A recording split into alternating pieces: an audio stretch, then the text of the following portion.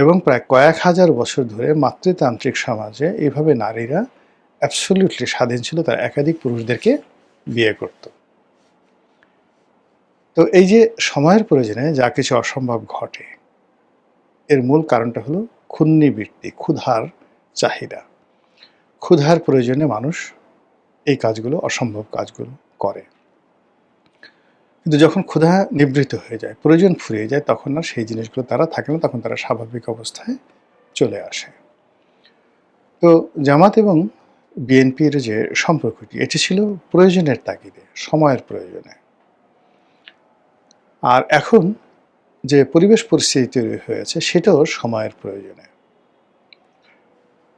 BNP এবং জামাতের এই যে সম্পর্কটি, এই সম্পর্কটি এখন অহিনকুল এবং ডাকুমরার সম্পর্কে পরিণত হয়েছে। আর এই সম্পর্কটি কোনো অবস্থাতেই রিবিল্ড করা সম্ভব নয়। একটি বিরোধ, একটি সংঘাত, একটি মতদ্বৈততা এবং উভয় পক্ষ মানে ব্যাপক ক্ষয়ক্ষতির মোকাবেলা না করে, ক্ষয়ক্ষতির সম্মুখীন না হয়ে, যুদ্ধ না করে এখানে সমঝোতা বা শান্তি চুক্তিতে তারা আসতে পারবে না। কারণটা হলো, সমস্যাটা তৈরি হয়েছে রিজিক নিয়ে, পেটে লাথি দেওয়া হয়েছে। আপনি যখন কারো পেটে লাথি দিবেন, তখন সে সেটা মেনে নেবে না। এখন ধরুন, গত 2টি বছর ধরে জামাত যে জায়গাগুলোতে তারা তাদের আধিপত্য বিস্তার করেছিল, মিলিটারিতে, জুডিশিয়ারিতে, সিভিল অ্যাডমিনিস্ট্রেশনে, পুলিশে, ব্যবসা বাণিজ্যে, ব্যাংক, বিমায়, সর্বত্র এই 100 দিনে, সরকারের 100 দিনে জামাতের সব কিছু তছনছ করে দেওয়া হয়েছে। যেখানে যেখানে জামাত ছিল, সেখানে খুঁজে খুঁজে খুঁজে খুঁজে, অর্থাৎ আওয়ামী লীগকে যেভাবে এই যাকে বলা হয় অপদস্থ করা হয়েছে, শুধুমাত্র জামাতের লোকজনকে জেলে নেওয়া হয়নি, কিন্তু জামাতের সাথে জেলে গেলে জামাতের জন্য বেটার হতো। সেই কাজগুলো না করে যেটা করা হয়েছে, প্রত্যেকটা জায়গা থেকে জামাতকে উচ্ছেদ করা হয়েছে, তাদের রুটি রুজিতে হাত দেওয়া হয়েছে। আওয়ামী লীগ যেভাবে তাদের আর্থিক প্রতিষ্ঠানগুলোকে টার্গেট করেছিল, বিএনপি একইভাবে তাদের আর্থিক প্রতিষ্ঠানগুলোকে টার্গেট করেছে। আপনারা সাম্প্রতিক সময় দেখেছেন যে তাদের খোলামেলা কথাই, যেটা হলো বাংলাদেশের বেশ কয়েকটি শিল্প প্রতিষ্ঠান রয়েছে, যেমন নাবিল গ্রুপ আছে, আকিজ গ্রুপ আছে। এই আকিজ গ্রুপ, নাবিল গ্রুপ, এরা সবাই জামাতের কট্টর সাপোর্টার। পুরো আকিজ গ্রুপের পুরো পরিবার। এর মধ্যে ইভেন আকিজ গ্রুপে আওয়ামী লীগের সমর্থক আছে, আওয়ামী লীগের এমপি ছিল, কিন্তু তারাও মূলত জামাতের প্রতি সফটেন। তো সেই আকিজ গ্রুপের মালিক বশির উদ্দিন, ওদের অনেকগুলো গ্রুপ বিভাগ আছে, ভাইরা আলাদা আলাদা ব্যবসা করেছে। এই যে বশির উদ্দিনকে যে বাণিজ্য উপদেষ্টা বানানো হলো, এটা মূলত জামাতের তদবিরে। জামাতকে যারা বিভিন্ন সময় সবচেয়ে বড় অঙ্কের টাকা ডোনেট করে, তার মধ্যে আকিজ গ্রুপ অন্যতম, এবং তার মধ্যে এই আদ্দিন হাসপাতালের যে মালিক, যে ভদ্রলোক আছেন, তিনি জামাতের প্রধানতম ডোনার।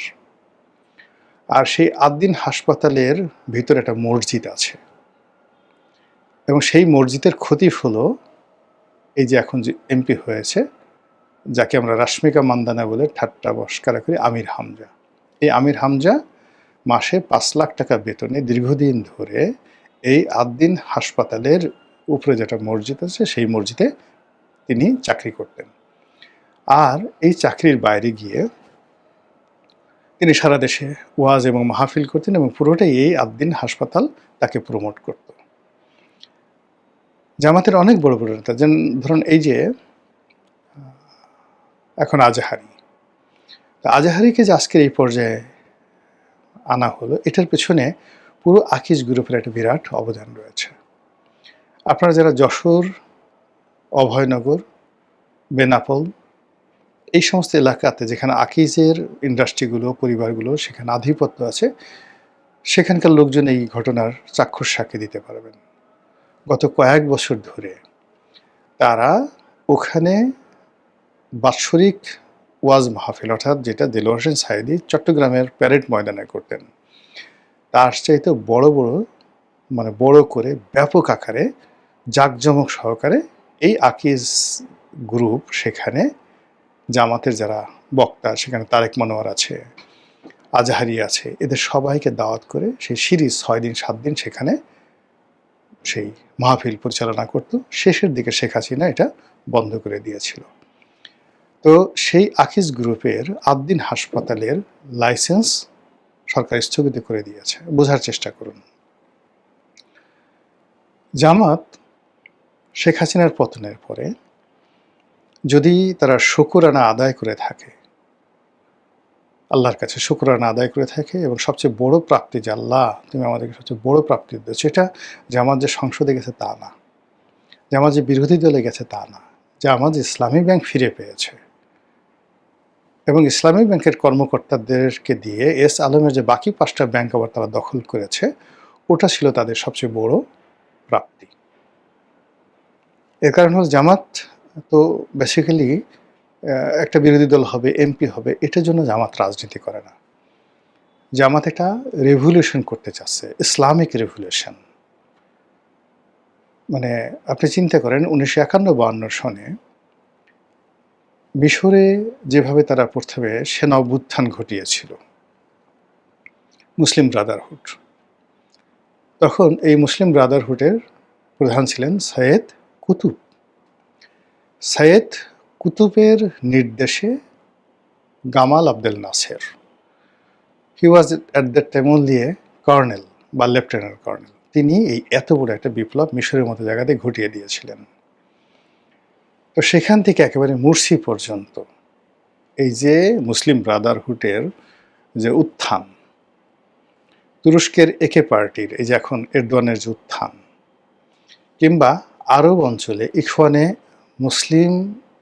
মুসলিমিনের যে উত্থান, এর সঙ্গে হামাসের যে উত্থান, এ সব কিছু একই সূত্রে, ইভেন হুতি, হামাস এবং মধ্যপ্রাচ্যে যে ইরান সমর্থিত অন্য যে সকল গ্রুপ আছে, হিজবুল্লাহ, এদের যে স্ট্রাকচার, যেদের গঠন এবং এদের সঙ্গে যে পারস্পরিক যোগাযোগ, এটা বলতে গেলে গ্লোবালি ইনক্লুডিং পাকিস্তানের জামাত, তারা একই সঙ্গে একত্রে কৌশলগত পার্টনার হিসেবে কাজ করে সারা দুনিয়াতে একটা ইসলামী বিপ্লব এবং একটা রেভলিউশন ঘটানোর জন্য।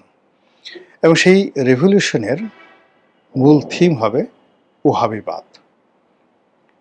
আর সেই ওহাবিবাদ আরবের দেশে, আর আমাদের দেশে এটি হবে মওদুদিবাদ, আবুল আলা মওদুদির মতাদর্শ অনুসারে। এই লক্ষ্যে তারা যেটা এমিরেটস, ইসলামী এমিরেটস প্রতিষ্ঠা করবে, সেই এমিরেটসটি শত শত বছর তারা বাংলাদেশ শাসন করবে। এরপরে তারা গাজওয়াতুল হিন্দ এই আন্দোলনটা সফল করবে, আল্লাহ রাসূলের যে ভবিষ্যৎবাণী, এবং তারা দিল্লির সিংহাসন দখল করে মুসলমানরা যেভাবে ভারতবর্ষ শাসন করেছে 800 বছর, ওইভাবে তারা শাসন করবে।